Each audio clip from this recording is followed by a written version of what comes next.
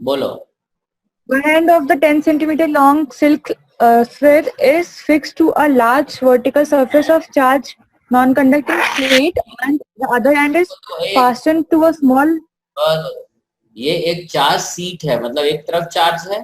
Late the charge density be sigma coulomb per metre square. So what is the electric field E, है ना। एक silk thread को कहाँ बांध दिए हैं, कहाँ पे बांधे हैं बताओ। एक ऐसे नोक पे कर दिया और उसको another end is fastened to a small ball having a mass of 10 gram and charge 4 10 to the power minus 6 बस बस coulomb. बस बस, देखो इस पे चार्ज है, ठीक है, इसका लेंथ है और ऐसे बंधा हुआ कहीं वो से। अब देखो इसका वेट नीचे एक्ट करेगा mg, ठीक है, क्योंकि इस पे चार्ज है तो इधर फोर्स लगेगा q e, मतलब sigma by two epsilon not, ये फोर्स हो गया, ये F हो गया, है ना। Q इंटू इज फोर्स, और धागे में टेंशन T। अपने को क्या निकालना है, थीटा दिया हुआ है, कितना एंगल बना रहा है ये हाँ दिया सर, हुआ है। 60 डिग्री। ठीक है, तो कुछ नहीं करो, 60 डिग्री। हाँ बस तो ऐसा कर दो, T cos theta is equal to mg and T sin theta is equal to Q sigma by 2 epsilon naught, ठीक है। इन दोनों को डिवाइड कर दो तो tan थीटा हमारा आ जाएगा Q सिग्मा, ठीक है, Q sigma by 2 epsilon not m into g। tan theta दिया हुआ है, ठीक है, Q दिया हुआ है, एप्सिलॉन नॉट mg दिया हुआ है, तो निकालना क्या है, सिग्मा। Surface density. हाँ तो सिग्मा निकल जाएगा यहाँ से, देखो इस एक्सप्रेशन में सारा चीज हाँ तो सर। नोट है, ठीक है, सिग्मा निकाल कर लोगे। सर वो प्लेट से समझने, हाँ सर आ गया समझ। प्लेट है कि सीट है, एक सेकंड सर। प्लेट है कि सीट है, नॉन कंडक्टिंग प्लेट है। हाँ तो प्लेट में ये गड़बड़ हो गया, प्लेट है तो इलेक्ट्रिक फील्ड लेना पड़ेगा सिग्मा बाई, ये 2 नहीं रहेगा फिर, है ना, ये 2 हट जाएगा, है हाँ ना। सर। प्लेट में दोनों तरफ चार्ज होता है ना, इधर भी चार्ज डेंसिटी लेना पड़ेगा, ठीक है। सो यहाँ पे इलेक्ट्रिक फील्ड ई लेंगे सिग्मा बाई एप्सिलॉन, ठीक है। 4 प्लेट हमें पता हाँ है ना, प्लेट बोले तो 2 सरफेस होता है, प्लेट के आसपास में electric field sigma by epsilon not होता है, और अगर सीट बोला होता तो इलेक्ट्रिक फील्ड होता सिग्मा बाई 2 एप्सिलॉन नॉट। समझ गए। हाँ सर। बोलो। सर एक 11th वाला। 11th क्वेश्चन पढ़ो। A charge Q is distributed uniformly within the material of a hollow sphere of inner and outer radius R1 and R2. Find the electric field at the point P. Distance x away from the ये बताते हैं, ये center. क्या है, देखो देखो समझ गए समझ गए, ये एक ऐसा मोटा सा सेल है, ठीक है, यहाँ पे इनर रेडियस दिया हुआ है स्मॉल r1 और आउटर रेडियस दिया हुआ है r2, ये थिक सेल है, यही है ना, और इसमें चार्ज डिस्ट्रीब्यूटेड है पूरा इधर, ठीक है, इसके वॉल्यूम में पूरा चार्ज डिस्ट्रीब्यूटेड है through out the all, non conducting sphere है ना, बोला होगा क्वेश्चन में, ठीक है। तो पूरे वॉल्यूम में चार्ज डिस्ट्रीब्यूटेड है, ठीक है। टोटल चार्ज कितना है रे, कैपिटल Q चार्ज दिया है या वॉल्यूम चार्ज डेंसिटी दिया है, सर चार्ज दिया है Q। हाँ ठीक है, तो चार्ज दिया है, तो पहला क्वेश्चन यहाँ चार्ज भरा हुआ है, जो ग्रीन रंग से दिख रहा है ना ये चार्ज है, ठीक है। अब हम क्या करेंगे कि अगर पहला case if R is less than R1 तो फील्ड क्या हो जाएगा, 0, यहाँ पर तो फील्ड 0 होगा, इसमें चार्ज तो इधर भरा हुआ है ना, ठीक है। हाँ। तो ये हमारा फील्ड यहाँ पे 0 इनसाइड। अगर R second case if R is greater then R1 and less than R2 तो ये हमारा डिस्टेंस यहाँ हो जाएगा स्मॉल r। अब हम क्या करेंगे कि यहाँ पे गॉसियन सरफेस एरिया ले लेते हैं। गॉसियन सरफेस एरिया कैसा ले लें, स्फीयर, तो इसमें हम लिखेंगे E into area 4 pi r square, E into 4 pi r square is charge inside by epsilon naught, ठीक है, समझ में आ। अब चार्ज इनसाइड कैसे निकाले, तो Q इनसाइड हो जाएगा चार्ज डेंसिटी इंटू इतने का वॉल्यूम, यही चार्ज अंदर रहेगा, इतने का वॉल्यूम क्या हो जाएगा 4/3 पाई r cube minus r1 cube. और रो का वैल्यू जो होगा वो रो हम इधर लिख देते हैं, rho is equal to Q divided by total volume 4/3 pi r2 cube minus r1 cube. समझ में आया?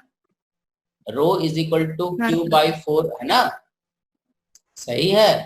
तो ये रो का वैल्यू यहाँ रख देना, तो Q इनसाइड का वैल्यू हो जाएगा, ठीक है, Q इनसाइड हो जाएगा। समझ में आ रहा बात? रो का वैल्यू रखेंगे तो ये हो जाएगा Q r2 cube minus r1 cube into r cube minus r1 cube. यहाँ ले जाके इस Q इनसाइड का वैल्यू रख देना और रीअरेंज कर लेना, it will give you field for this situation, ठीक है। तीसरा case r greater than r2, तो सीधा लिखेंगे E into 4πr² is Q by epsilon not. जब हम बाहर चले जाएंगे यहाँ से तब तो टोटल चार्ज इसके अंदर ही रहेगा, है ना, समझ में आया? ठीक है, तो सीधा लिख देंगे E into area is equal to Q by epsilon naught. समझ में आ गया बात? हाँ सर। चलो बोलो आगे, और कोई बोलेगा? सर इलेक्ट्रोस्टैटिक्स में डाउट है। हाँ तो इलेक्ट्रोस्टैटिक्स तो बता रहे हैं, बोलो ना। 35 नंबर पढ़ूं मैं? हाँ पढ़ना पड़ेगा, मेरे पास कुछ भी नहीं है। Particles A and B having charges +2 into 10 to the power -6 and -4 into 10 to the power -6 coulomb respectively are held fixed at a separation of 20 centimeter. Where locate point on the line AB where electric field is 0 and potential. ये Q1 Q2 है, ये दोनों के बीच distance दिया हुआ है, ठीक है। तुम्हें एक ऐसा पॉइंट ढूंढना है बीच में कहीं जहां पे इलेक्ट्रिक फील्ड 0 हो, है ना। तो x मान लेते हैं यहाँ से, ये क्या हो जाएगा r माइनस एक्स। इसके कारण फील्ड यहाँ क्या हो जाएगा k Q1/x² इधर लगेगा, और इसके कारण फील्ड क्या होगा, अबे तुम लोग ये भी नहीं कर सके, k Q2/r माइनस एक्स का होल स्क्वायर। k कट गया, रख देना, तो x नहीं निकलेगा रे इससे। अरे बोलते का नहीं हो रे? हाँ सर निकल जाएगा। तो आगे बस बन जाएगा सर। अगला बोलो, अगला। इसके बाद बोल रहे थे थोड़ा सोचना पड़ता है रे, थोड़ा बुद्धि लगाया करो रे। बोलो आगे आगे, फटाफट बोलते चलो। तब मैंने व्हाट्सएप किए थे। हाँ बोलो, व्हाट्सएप क्या पढ़ते थोड़े, तो व्हाट्सएप में कितना क्वेश्चन, तुम बोलो अपना क्वेश्चन बोलो। सर बोलूं? हाँ बोलो, सुन रहा है। 2 point charges each having charge q are placed on the axis at x is equal to -a and x is equal to +a. एक minute, minus a and this is origin और ये plus है। यहाँ पर भी plus क्यों रखा हुआ है, दो चार्ज रखा हुआ है एक्स एक्सिस पे, ये ओरिजिन है। अब बोलो a plot the variation of electric field on the x-axis. Sir एक बात है।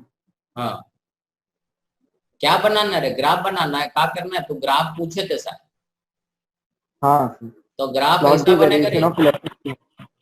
है ना, समझ गए?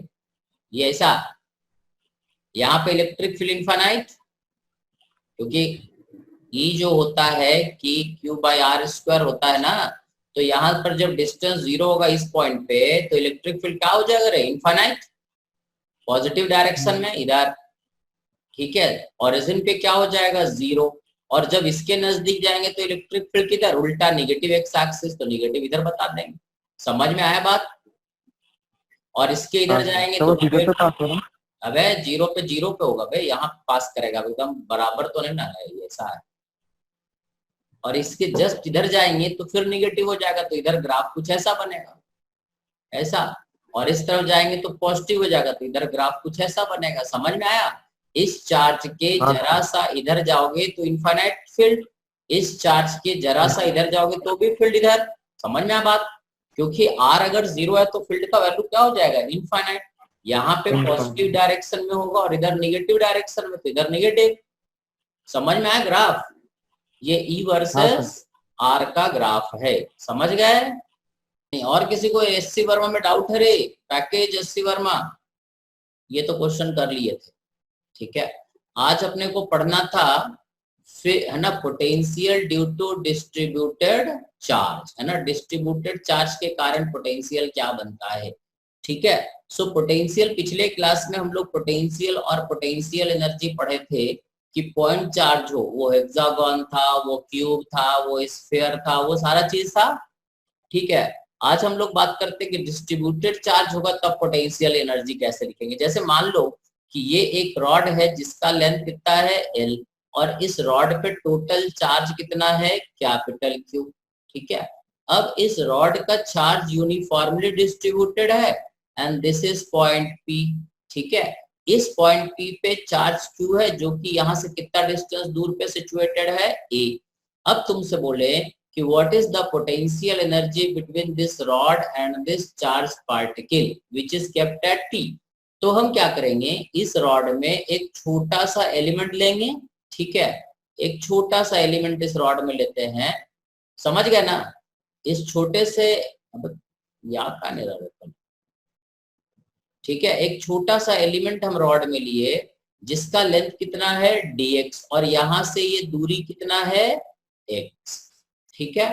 तो इस छोटे से एलिमेंट पे जो चार्ज होगा वो होगा dq, और dq क्या हो जाएगा, q by l into dx। देखो तो सही है, dq हो जाएगा total charge divided by total length. देखो रे, सही है रे, सही है, ठीक। हाँ तो ये हमारा dq हो गया। अब dq जब हमने लिख दिया तो इस dq और इस q, क्योंकि dq will now behave as a point charge, so हम बोलेंगे du मतलब इस चार्ज और इस छोटे से चार्ज के बीच का पोटेंशियल एनर्जी इस k q dq by x, क्योंकि दो पॉइंट चार्ज के बीच जो पोटेंशियल एनर्जी होता है k q1 q2 by x होता है, ठीक। सो du हम लिख देंगे k q, dq का वैल्यू हो जाएगा q by l into dx by x, और इसको इंटीग्रेट कर देंगे, ठीक है, from a to a plus l, ठीक है।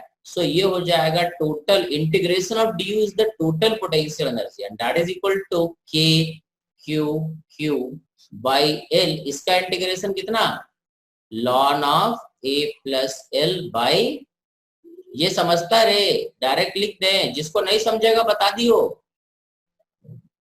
ये समझ में आया इंटीग्रेशन, क्योंकि integration of dx by x is ln x, और ये कहां से कहां तक है, a से a प्लस l तक, है ना। सो ये हो जाएगा ln of a plus l minus ln a, तो ln a minus ln b is ln a by b, सही लिखे हैं शाश्वत, सो गए रे। हाँ सर, सर समझ में आ गया बात, हाँ सर, ठीक है, देख लो सही।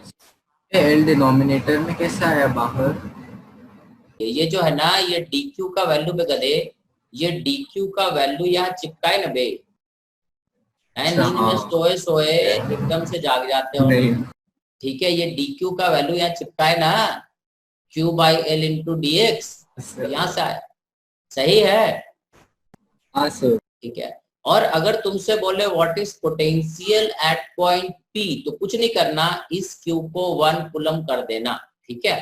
तो ये हो जाएगा potential at point P is k q by l into ln of a plus l by a। समझ में आया क्या, this is the potential at point P, clear है, हाँ सही, हाँ ठीक है। सो potential at point P is k q by l ln of a plus l by a। ये पोटेंशियल डायरेक्ट स्केलर जैसा जुड़ता है, समझ गया ना। तो ये तो हो गया रॉड और पॉइंट चार्ज के बीच का potential and potential energy. Potential किसी पॉइंट का निकाले और पोटेंशियल एनर्जी सिस्टम का निकाले, ठीक है। दूसरा क्वेश्चन लेते हैं, देखो दूसरा क्वेश्चन है, find the potential at the centre of A अनचार्ज semi circular ring. ये एक सेमी सर्कुलर रिंग है, ये रिंग जो है पूरा बन गया, इसको आधा करना हमको। अब हम इसको पहले आधा कर दें, ये पूरा बना हुआ है, इसको आधा करना, 2 मिनट रुको, आधा करते हैं। इस रिंग का पोटेंशियल निकालना अपने, ठीक है। What is the potential at the centre of this ring, बात समझ में आ। अगर इसके ऊपर टोटल चार्ज Q है, अगर इस रिंग का रेडियस जो है r है, ठीक है, और चार्ज यूनिफॉर्मली डिस्ट्रीब्यूटेड है, ठीक है, तो तुमसे बोले what is the potential at O, ठीक है, पोटेंशियल एट O क्या बोलो, बताओ, बोलो 2 मिनट सर। थोड़ा जल्दी करियो रे, समय का लिमिटेशंस है। चलो हम बताएं, इतना देर का लगा रहे हो sir 2k³ pi 2k³ by pi R. एक मिनट देखे जरा, तू बोल कौन रहे है, बोलने वाले इंसान को जाने, अर्पित जायसवाल। हाँ सर। हाँ बेटा बोलो रे, बोलो 2k³ बाय पाई आर। सही है वे रामकोर, क्या लगता है तुमको, सर किसको? तुमको क्या लग रहा है, सही लग रहा है? तुम्हारा आत्मा क्या हाँ, बोलता सर। है? अबे आत्मा क्या बोलता है? सर सही। सर सही होगा, पता नहीं सर। ठीक है, गलत है रे। देखो क्या करोगे, सुनो, इतना समझा है, नहीं समझे, सुनो क्या करेंगे। बाकी और कोई बोलना चाहता है? नहीं, तो क्या करेंगे इस सर 4k³ शायद है। चुप रहे शाश्वत, एक लपड़ मार तुमको। सुनो, एक छोटा सा एलिमेंट लिए रे, इस एलिमेंट पे चार्ज कितना है रे, dq, ठीक है। सो dv एट O क्या हो जाएगा इस dq के कारण, ठीक है, ये dq के कारण जो dv हो जाएगा, ठीक है।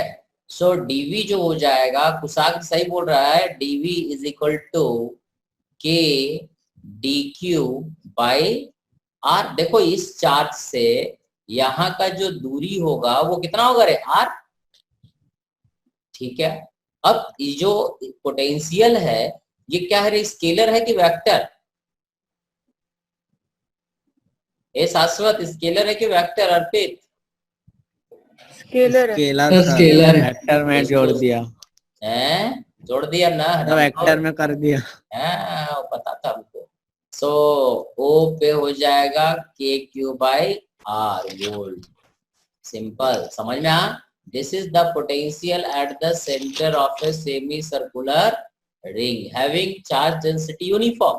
समझ में आ, क्लियर है? स्केलर जैसा जुड़ता है, वेक्टर जैसा नहीं जुड़ता, ठीक है। अगले में चले, समझ में आया बात? हाँ सर। अगले में चलते हैं। देखो ये एक रिंग है जिसका रेडियस r, ठीक है, इसके ऊपर total charge capital Q distributed है, ठीक है, total charge capital Q distribute कर रखे हैं, ठीक है।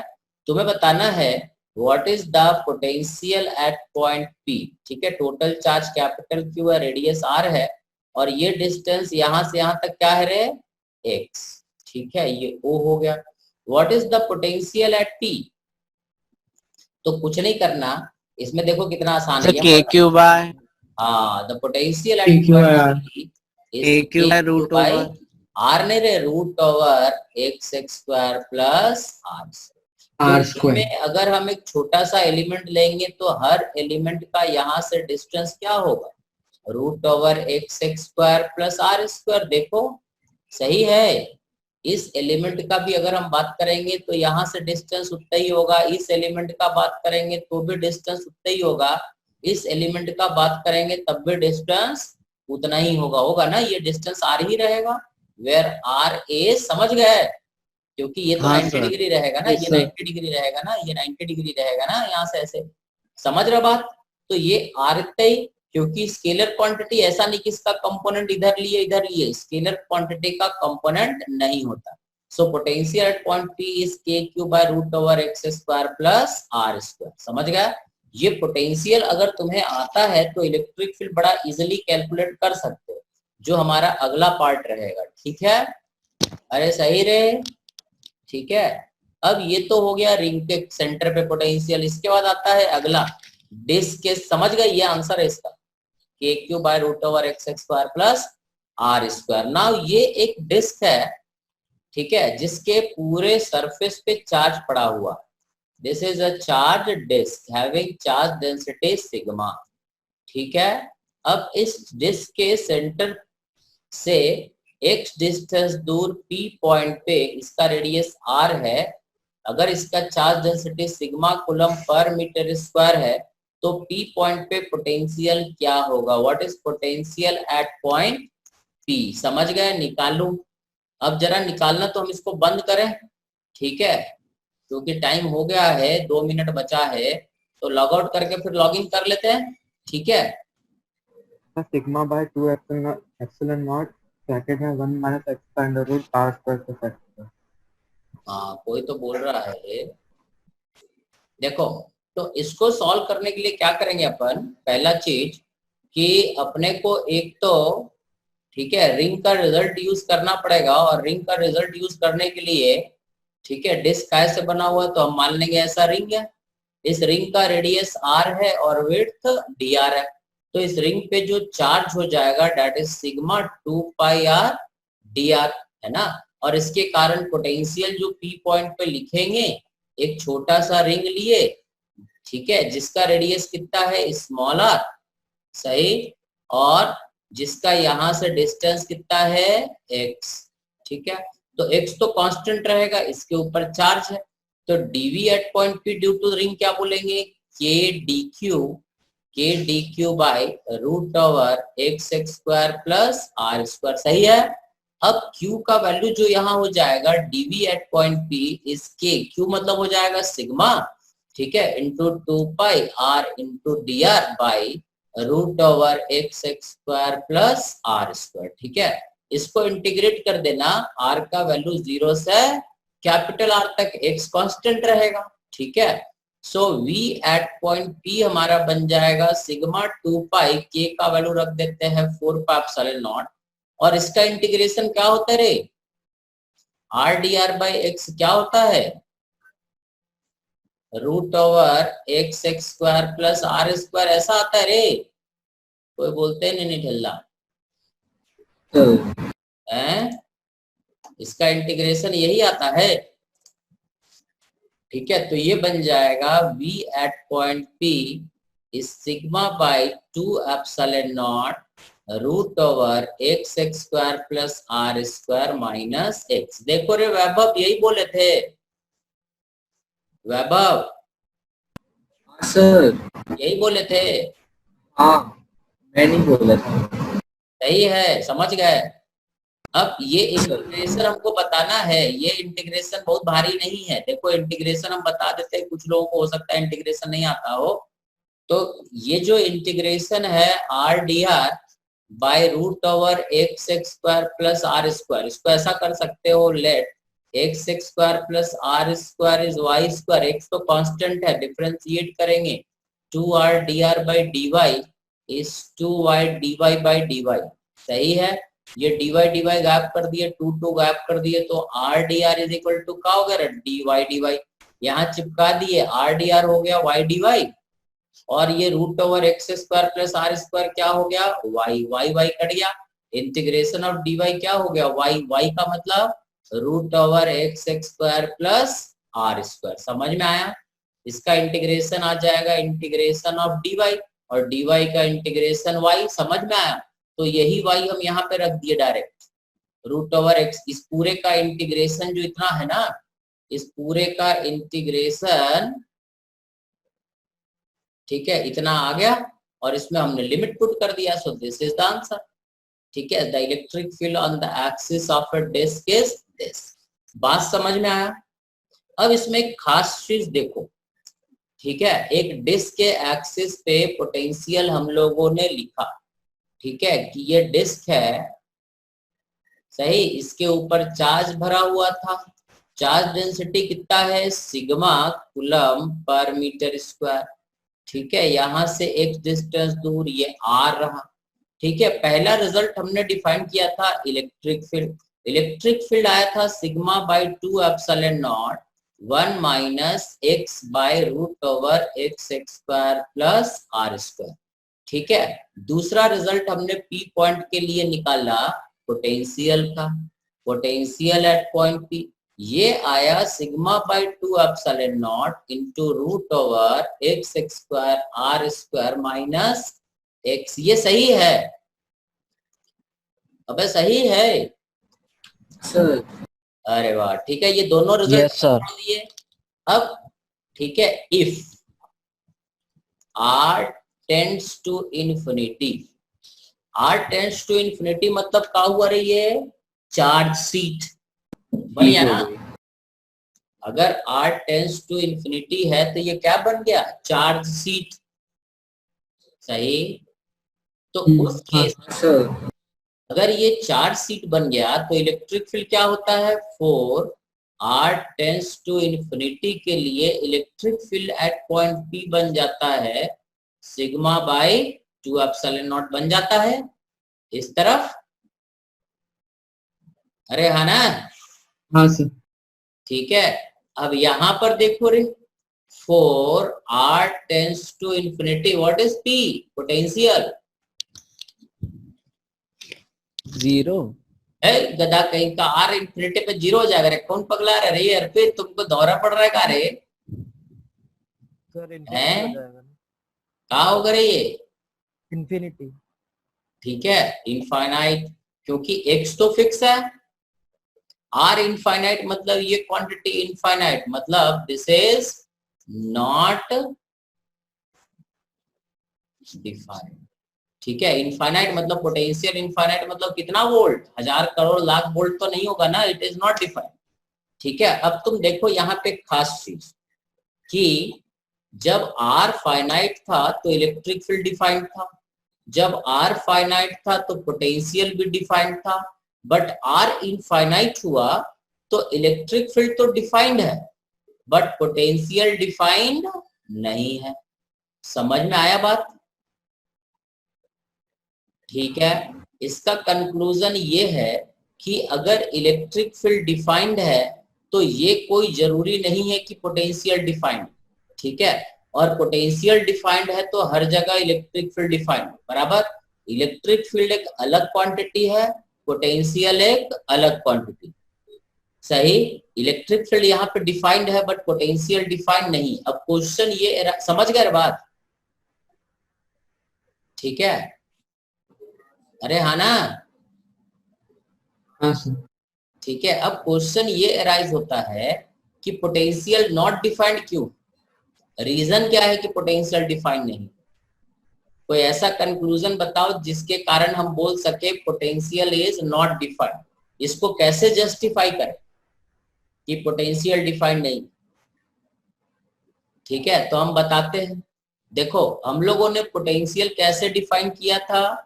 हमने माना था कि पोटेंशियल एट इंफिनिटी क्या होता है? 0, है ना? इंफिनिटी पे पोटेंशियल हमने क्या लिया था, या पोटेंशियल एनर्जी क्या लिया था? 0। ठीक है, अब जब ये डिस्क को हम बहुत बड़ा कर देंगे तो ये बहुत बड़ा कर देंगे तो ये डिस्क कहां तक चला जाएगा? अगर रेडियस इनफाइनाइट है तो ये डिस्क कहां तक एक्सटेंड हो जाएगा? इन्फिनिटी तक चला जाएगा ना। और अगर ये डिस्क इन्फिनिटी तक चला गया तो इन्फिनिटी पे भी इलेक्ट्रिक फील्ड क्या होगा? Sigma by 2 epsilon not. ये इन्फिनिटी पे, क्योंकि डिस्क तो वही रहेगा, प्लेट बन जाएगा ये, और इन्फिनिटी पे फील्ड है। अब इन्फिनिटी पे अगर field sigma by 2 epsilon not है तो इन्फिनिटी पे पोटेंशियल जो हम लोग 0 बोलते थे वो गलत हमारा हो जाएगा, क्योंकि हम इन्फिनिटी पे पोटेंशियल 0 इसलिए बोलते थे क्योंकि इन्फिनिटी पे फील्ड क्या हुआ करता था? 0। ठीक है, तो जब भी कोई चीज, समझ में आए बात? क्योंकि ये जब सीट का रेडियस इनफाइनाइट करेंगे तो ये जो डिस्क है कहां पर पहुंच जाएगा? इन्फिनिटी पे। अब इन्फिनिटी पे अगर डिस्क है मतलब इन्फिनिटी पे चार्ज है, और अगर इन्फिनिटी पे चार्ज है तो इलेक्ट्रिक फील्ड है, और अगर इलेक्ट्रिक फील्ड है तो वहां पोटेंशियल 0 हम बोल नहीं सकते। समझ में आया? तो इससे कंक्लूजन ये निकलता है कि अगर इलेक्ट्रिक फील्ड डिफाइंड है, इलेक्ट्रिक फील्ड तो एग्जिस्ट करेगा बट पोटेंशियल r इंफिनिटी के लिए डिफाइंड नहीं होगा। समझ में आया? ठीक है, ये डिफाइंड इसलिए नहीं होगा क्योंकि पोटेंशियल एट इंफिनिटी हमने 0 मान के सॉल्व किया था। ठीक है, कहने का इसका दूसरा मतलब ये भी हुआ, जो भी चीज इंफिनिटी तक जाएगा, जो भी चार्ज इंफिनिटी तक जाएगा उसके लिए पोटेंशियल डिफाइंड नहीं होगा, ठीक है। जैसे इन्फिनिटली लॉन्ग या वाइड शीट के लिए डिफाइन नहीं होगा, एक इन्फिनिटली लॉन्ग वायर के लिए डिफाइन नहीं होगा, समझ में आया। एक प्लेट के लिए डिफाइन नहीं होगा इन्फिनिटली लॉन्ग, समझ में आया बात। अरे कहा बके, समझ में आया। हाँ सर। ठीक है, तो कोई भी चार्ज डिस्ट्रीब्यूशन अगर इन्फिनिटली लार्ज है तो उसके लिए पोटेंशियल डिफाइन नहीं होगा, इलेक्ट्रिक फील्ड डिफाइंड होगा, ठीक है, बट पोटेंशियल डिफाइंड नहीं होगा, ठीक है। अब इसके बाद समझ गए डिस्क का कहानी। तो अपन ने एक रिंग पढ़ा, अपन ने एक डिस्क पढ़ा, ठीक है। अब अपने को एक चीज और बात करना, ठीक है, वो भी बता दे। इसके बाद आता है, समझ गए रिंग और डिस्क समझ गए, वायर समझ गए, रिंग समझ गए, डिस्क समझ। तीसरा चीज है हेमिस्फीयर, ठीक है, ये तीसरा क्वेश्चन है, ठीक है। Calculate the potential at the centre of A charge hemispherical surface having total charge capital Q। का मतलब ये हुआ कि ये हमारे पास एक हेमिस्फीयर है, एक खोखला है, होलो, जैसे तुम्हारा दिमाग खोखला है, बराबर। तो इसके सेंटर पे तुम्हें बताना है कि व्हाट है ना, टोटल चार्ज Q इसके ऊपर डिस्ट्रीब्यूटेड है थ्रू आउट द सरफेस, इसका रेडियस R है और ये O है। तुम्हें बताना है what is the potential at O। अब यहाँ आंसर लिख दिए हैं तो तुम लोग नकल मार के फटाफट बोल दोगे,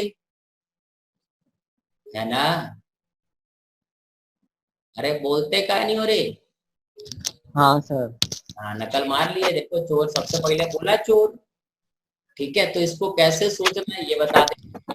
इसमें हम एक छोटा सा सेगमेंट ले लेते हैं एरिया का, इस पे चार्ज कितना होगा dq, ये सेंटर से कितना डिस्टेंस दूर रहेगा r, सो dv एट o क्या होगा इस dq के कारण, ये हो जाएगा k dq पर डिस्टेंस r, क्योंकि ये स्केलर है तो सीधा जोड़ देंगे, ये चार्ज जुड़ जाएगा। So potential is kq by r। This is the potential at the centre of a hemispherical, है ना, सेल, समझ में आ, ठीक है। हेमिस्फेरिकल सेल के सेंटर पे जो पोटेंशियल होगा वो इतना होगा।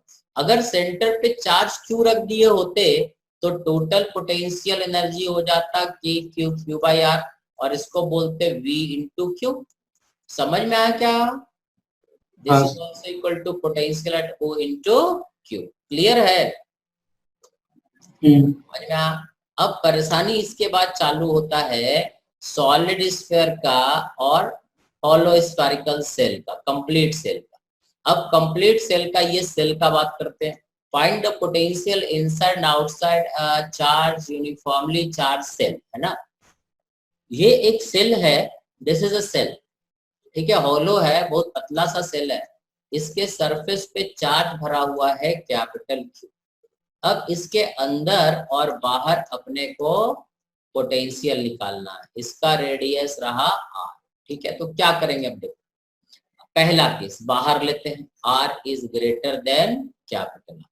अगर हम बाहर P पॉइंट का बात करें, ठीक है, तो बाहर में पोटेंशियल क्या लिखते हैं, क्योंकि बाहर के लिए ये स्फेरिकल सेल कैसा बिहेव करता है या ऐसा करते हैं, इसको निकाल लेते हैं, ठीक है। कैसे निकालेंगे, जब बाहर वाला हम तुमको निकाल के समझा देंगे ना तो अंदर वाला भी तुमको बड़ा इजीली समझ में आ जाए।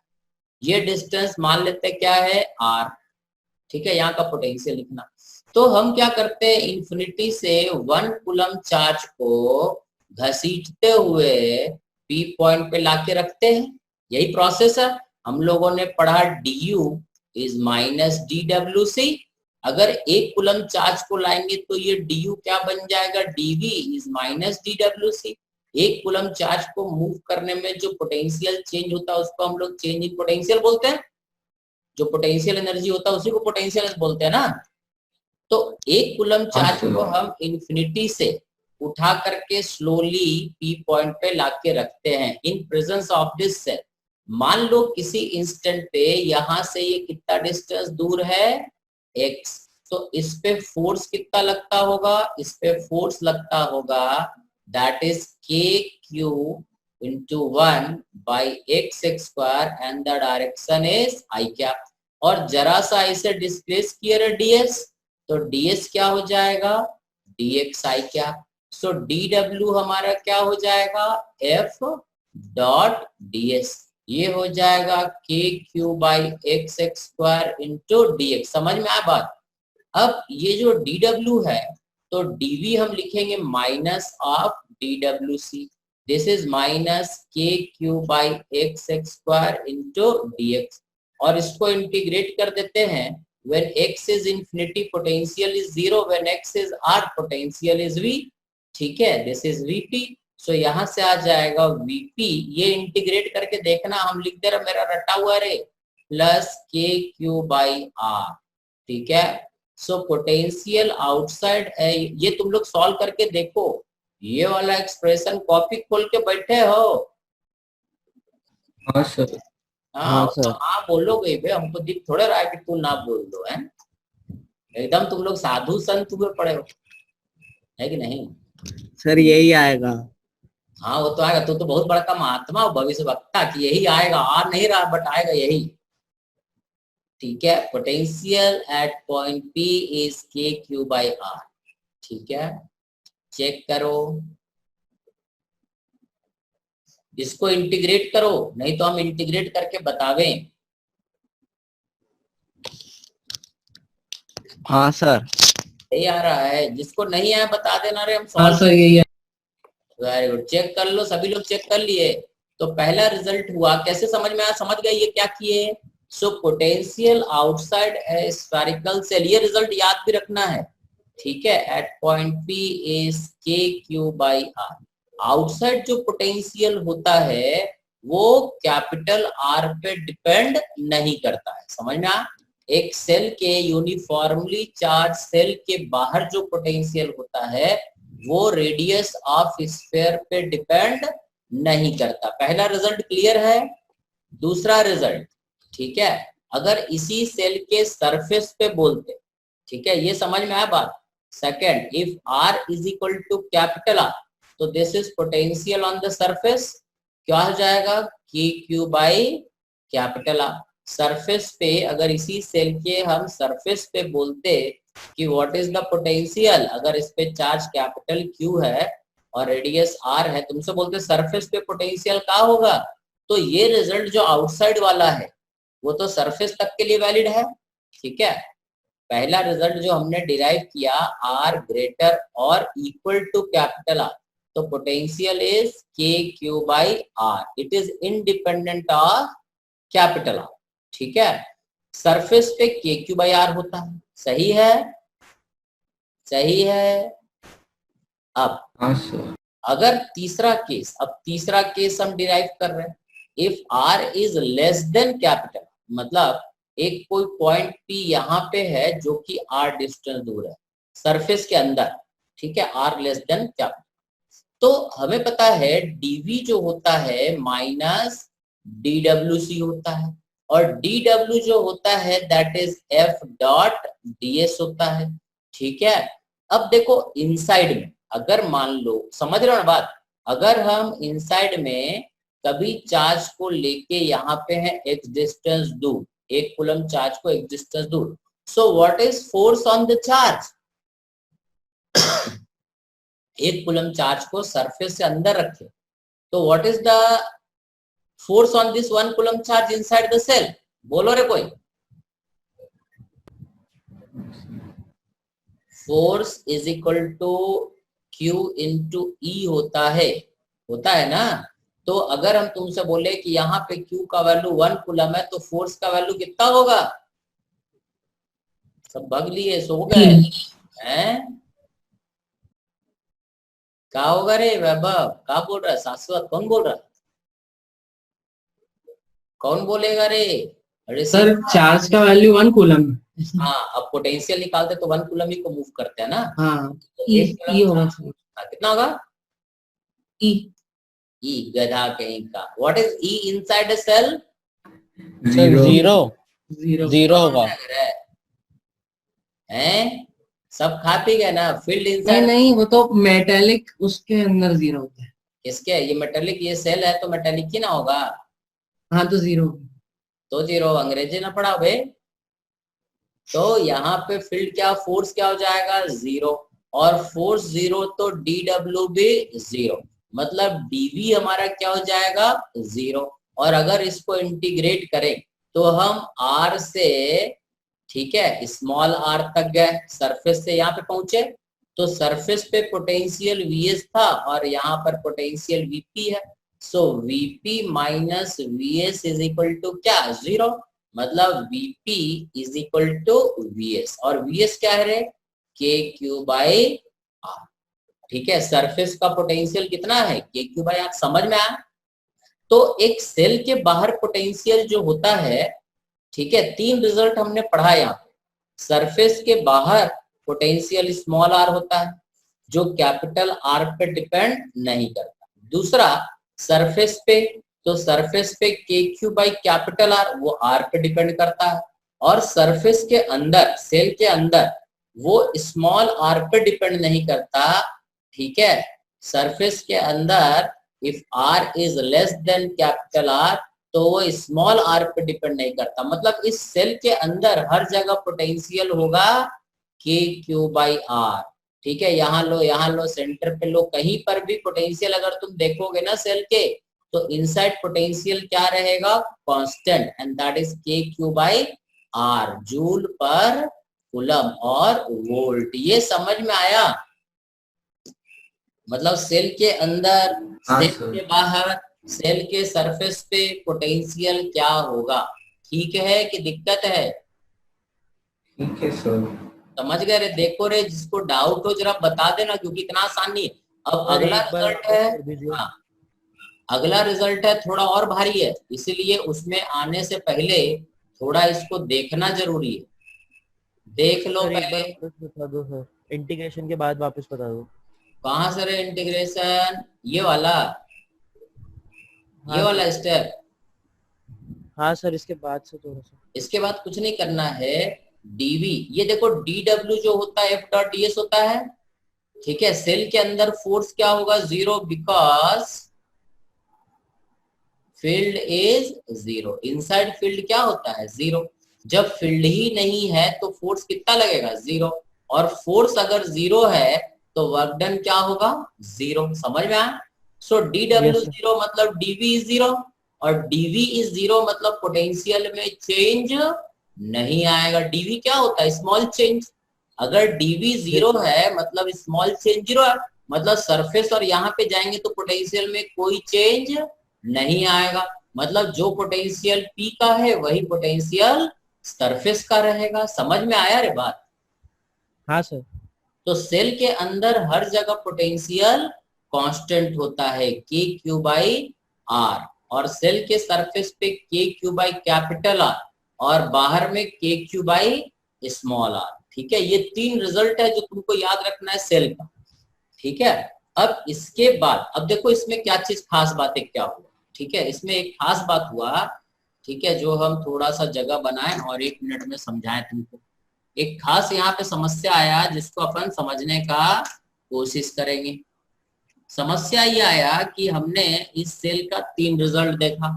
ठीक है, इसको अब हम फिर से कंपेयर करें।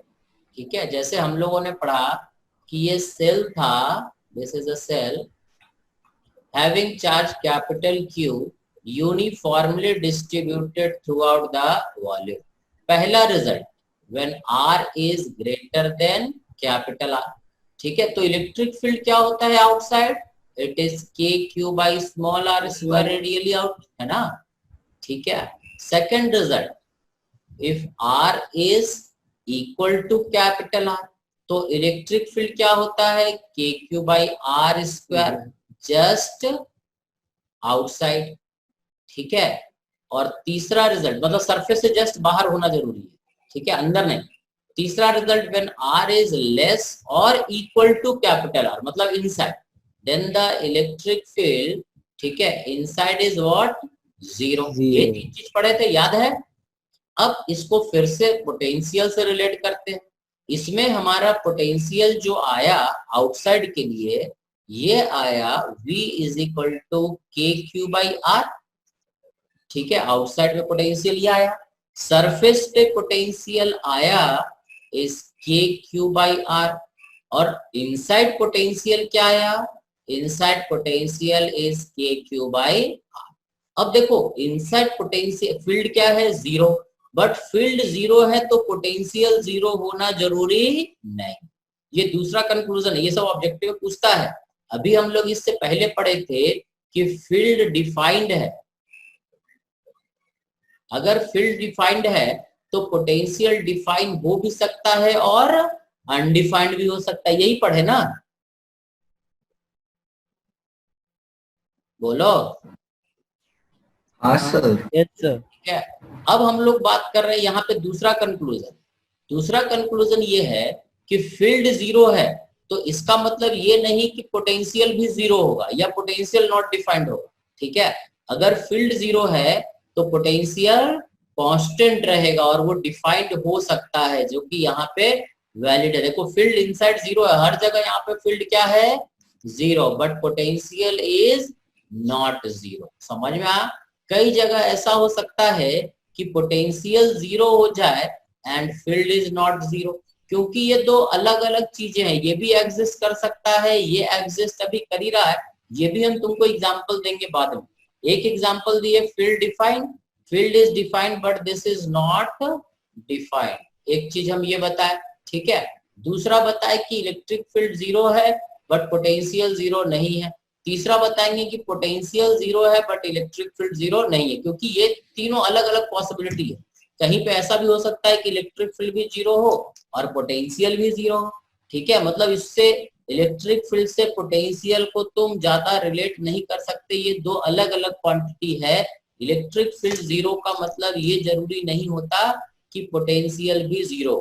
ठीक है, या पोटेंशियल जीरो का मतलब ये नहीं होता कि electric field zero, potential zero हो और हो सकता है कि इलेक्ट्रिक फील्ड जीरो नहीं हो। समझ में आया कहानी?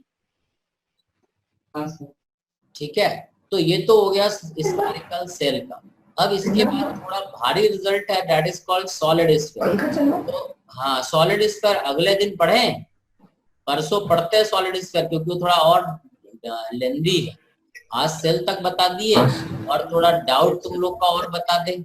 एक तो कौन कुशाग्र का डाउट था वो थोड़ा करके देखते हैं, बाकी और किसी को एससी वर्मा और पैकेज में डाउट हो, पैकेज वैकेज अब खत्म करने का कोशिश करो, एससी वर्मा खत्म करने का कोशिश करो, क्योंकि सेल का थ्योरी एससी वर्मा में है नहीं। ठीक है, पोटेंशियल हो गया एससी वर्मा। बोलो अब तुम लोग आगे बताओ, अगले दिन पढ़ेंगे सेल। ठीक है, सॉलिड स्फीयर का, पोटेंशियल, कैविटी का, ये सब अगले क्लास में पढ़ेंगे। फिलहाल अभी तुम अपना डाउट बता दो जरा, ये अगले दिन पढ़ेंगे। बोलो कोई डाउट हो तो बता दो, कोई डाउट है? कुशाग्र ये क्वेश्चन तुमने पूरा भेज दिया रे कुशाग्र? क्या सर? ये क्वेश्चन जो तुम मेरे से पूछे हो ये पूरा भेज दियो हमको? हाँ सर, पूरा भेज दिया है। अच्छा ठीक है, क्या बोलते रहे question? The position of point charge Q1 and Q2 है ना, R1 R2 5 है ना। तो ये R1 R2 का जो वैल्यू दिया है, ये R का जो वैल्यू दिया है वेक्टर R1 और वेक्टर R2 के टर्म्स में दिया है। जो तुमने क्वेश्चन पूछा है उसका आंसर किस तरह का लाना है, क्योंकि आंसर पता रहेगा ना कैसा लाना है, किस फॉर्म में लाना है, स्केलर फॉर्म में लाना है कि वेक्टर? Sir vector. तो मैं एक बार भेजता हूँ। हाँ वो, क्योंकि आंसर स्केलर में तो स्केलर बताएंगे, वेक्टर में तो वेक्टर बताएंगे। तो मैंने वो आंसर का फॉर्मेट सेंड कर दिया। अच्छा ठीक है, कैसा दिया है, वेक्टर में दिया कि स्केलर में? अब तो बहुत नाटक है, समझ में आया क्या? तो बहुत बड़का नाटक है। चलो हम बताते हैं, इसको सॉल्व करना पड़ेगा, बताना पड़ेगा। वो इसमें दिया है, ठीक है, वेक्टर फॉर्म में दिया है, तो हम बताते हैं उसमें करो क्या। देखो चलो हम समझाते हैं, देखो क्या करो, ठीक है, समझाते हैं, जो आंसर दिया उसके हिसाब से बताते हैं कि ये चार्ज अभी है 5 मिनट, ये चार्ज हमारा Q1, ये चार्ज हमारा Q2, ठीक है, ये वेक्टर R1, ये वेक्टर R2, ठीक है। अब यहां से यहां तक ये जो है, यहाँ पे एक वेक्टर मान लो R, समझ में आ बात?